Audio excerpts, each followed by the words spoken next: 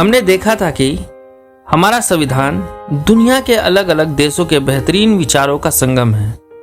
लेकिन जरा सोचिए, उन सभी विचारों में से एक संसदीय शासन प्रणाली आखिर काम कैसे करती है और भारत ने इसे ही क्यों चुना?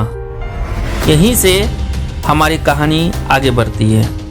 जब भारत आजाद हुआ तो संविधान निर्माताओं के सामने एक बड़ा सवाल था, देश को कैसे चलाया जाए।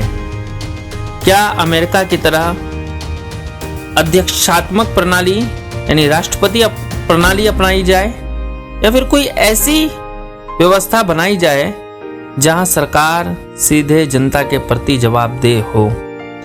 काफी विचार विमर्श के बाद उन्होंने चुना ब्रिटेन की संसदीय शासन प्रणाली,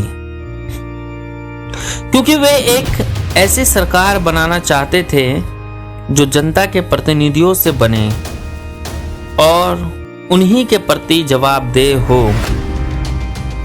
अब अगर इसे आसान भाषा में समझे तो संसदीय शासन प्रणाली का मतलब है सरकार संसद से बनती है और उसी के प्रति जवाबदेह होती है।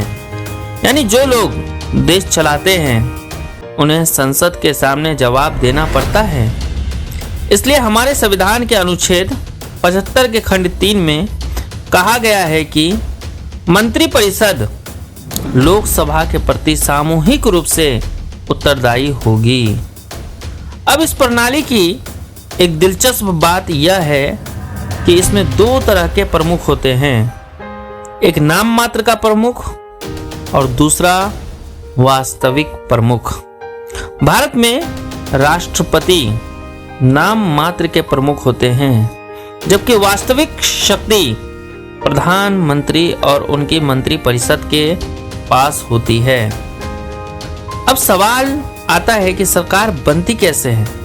तो इसका जवाब भी बहुत सरल है। लोकसभा में जिस दल को बहुमत मिलता है वही सरकार बनाता है और उस सरकार का नेतृत्व प्रधानमंत्री करते हैं। इस तरह संसदीय शासन प्रणाली एक ऐसी व्यवस्था है जिसमें सरकार जनता के प्रतिनिधियों से बनती है और उन्हीं के प्रति जवाबदेह रहती है। यही कारण है कि यह प्रणाली हमारे लोकतंत्र को मजबूत बनाती है।